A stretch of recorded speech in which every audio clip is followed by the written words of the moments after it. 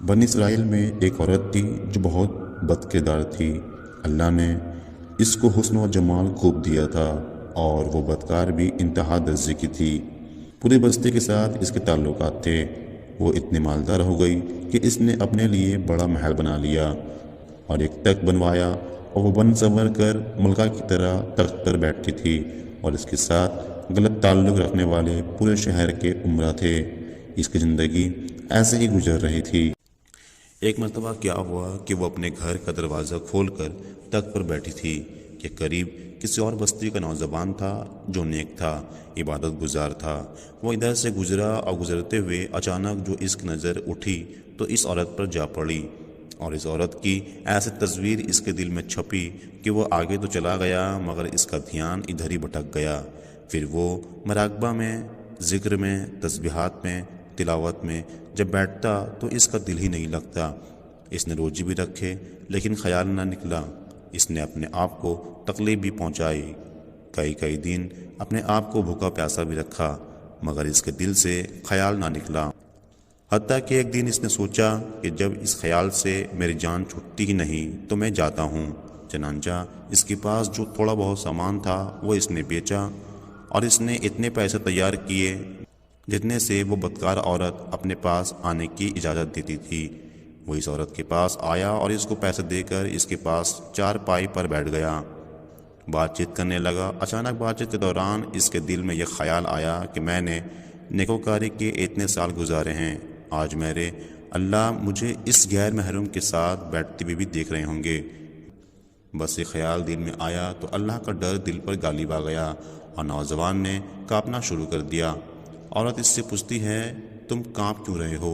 تمہارا چہرہ کیوں پیلا ہو گیا ہے؟ اس نے کہا کہ بس میری طبیعت ٹھیک نہیں۔ اس نے کہا کہ پھر تم جس مقصد کے لیے آئے ہو وہ مقصد پورا کرو اور جاؤ۔ اس نے کہا نہیں۔ وہ بڑی حیران ہوئی کہ آج تک میں نے اپنی زندگی میں کوئی ایسا مرد نہیں دیکھا جو وہ میرے قریب اس طرح چارپائی پر آ کر بیٹھے اور پھر برائی کیے بغیر چلا جائے۔ یہ نوجوان کیسا ہے؟ مگر نوجوان نے کہا اچھا میں جاتا ہوں۔ اس نے کہا تم کون ہو، کیا ہو؟ اس نے بتایا کہ میں اس نام کا بندہ ہوں اور فلانی بستی کا ہوں، اور میرے دل میں یہ خیال آ رہا ہے کہ میں نے اتنی عمر مسلح پر بیٹھ کر گزار دی، آج میرا اللہ مجھے تیرے ساتھ بیٹھے ہوئے بھی تو دیکھ رہا ہے۔ بس اس کے بعد اس نوجوان کی آنکھوں میں سے آنسو آ گئے اور وہ چل پڑا۔ اب وہ چلا تو اس عورت کو جو تھوڑی دیر کی صحبت اس نوجوان کو نصیب ہو گئی، اس کی برکت اس کو مل گئی۔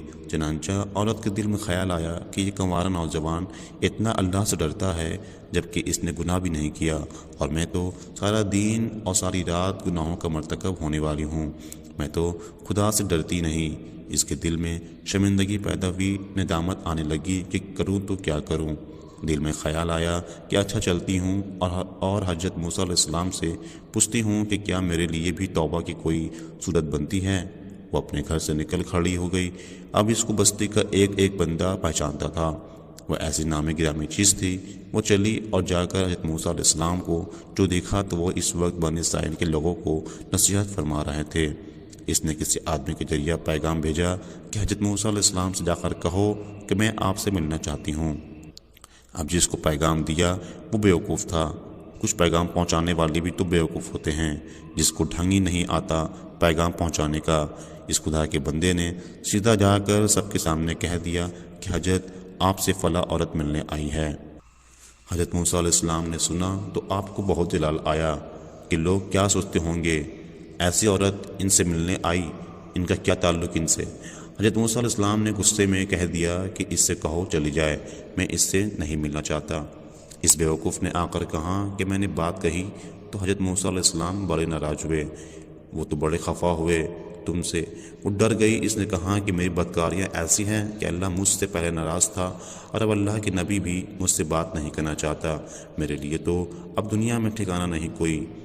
بڑے اداس اور بوجھل قدموں کے ساتھ وہ وہاں سے واپس آئی اور اسے سمجھ نہیں آ رہی تھی کہ وہ کیا کرے۔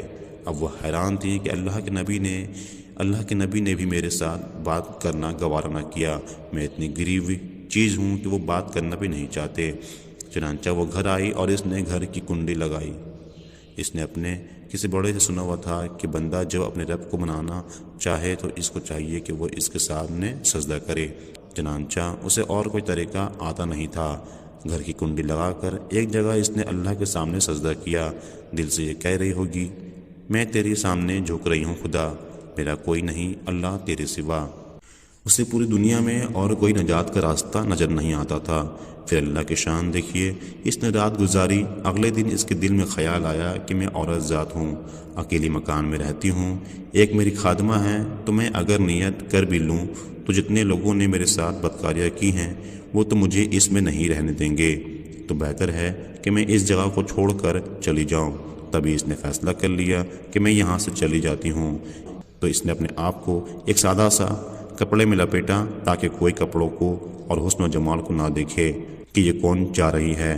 پھر اس نے سوچا عورت ذات ہوں، کہاں جاؤں؟ دل میں خیال آیا کہ وہ نیک نوجوان تھا جس کے دل میں اللہ کا اتنا خوف تھا کہ وہ اللہ کے ڈر سے کانپ رہا تھا۔ کیوں نہ میں اس نیک بندے کے پاس چلی جاؤں، اس کی خادمہ بن کر رہ جاؤں، ممکن ہے کہ وہ مجھے نکاح میں ہی قبول کر لے۔ اس بستی کی طرف چل پڑی، چنانچہ ڈھونڈتے ہوئے یہ اس بستی میں اس کے گھر پہنچی اور گھر والوں سے کہا کہ میں فلاں بندے سے ملنے کے لیے آئی ہوں۔ تو انہوں نے کہا کہ اس کا ذکر ہوا عبادت کا معمول ہے اور وہ کمرے سے اتنے بجے نکلتا ہے، تم انتظار کر لو۔ چنانچہ اس نے کہا بہت اچھا۔ یہ انتظار میں بیٹھ گئی۔ جب انتظار کرنے بیٹھی ہوئی تھی تو اچانک اس نوجوان نے دروازہ کھولا اور اس کی نظر اس عورت پر پڑی۔ یہ سامنے بیٹھی ہوئی تھی۔ جب نوجوان نے عورت کا چہرہ دیکھا تو اس کو اپنا وہ وقت یاد آ گیا کہ وہ کون سا وقت تھا کہ میں اپنے مسلح کو چھوڑ کر بالا آخر اس کے چار پائی پر جا بیٹھا تھا۔ تو اس نوجوان کے دل پر خوف طاری ہو گیا کہ کہیں یہ میرے ایمان خراب کرنے تو نہیں آئی ہے، میں نے تو اتنی مشکل سے اس کا تصور ذہن سے نکالا تھا۔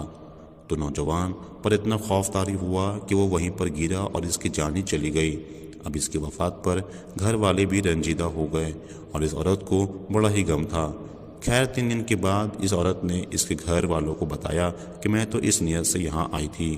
تو انہوں نے کہا اب تو وہ اس دنیا سے چلا گیا، اس کا ایک بھائی ہے، اگر تم مناسب سمجھو تو ہم اس سے پوچھ لیتے ہیں، اگر وہ تمہارے ساتھ نکاح کر لے تو تم اس کے ساتھ نکاح کر لو۔ اس نے کہا ٹھیک ہے۔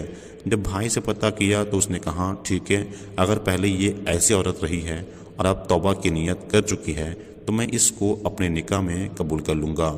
چنانچہ اس عورت کا اس کے بھائی کے ساتھ نکاح ہوا اور اس عورت کو اللہ تعالیٰ نے 7 بیٹے عطا فرمائے۔ وہ 7 بیٹے بنی اسرائیل کے اولیاء میں سے گزرے۔ ایسی بدکار عورت بھی اگر توبہ کرتی ہے تو اللہ تعالیٰ اسے 7 ولیوں کی ماں بنا دیتے ہیں۔ مولا کتنا کریم اور رحیم ہے۔ ناظرین، اگر یہ ویڈیو آپ کو پسند آیا تو ہمارے چینل کو سبسکرائب اور ویڈیوز کو لائک اور شیئر کریں۔ ہم اسی طرح کے دل دہلا دینے والے ویڈیوز کو لے کر آپ کی خدمت میں حاضر رہیں گے۔ فی الحال ہمیں دیجیے اجازت۔ اللہ حافظ۔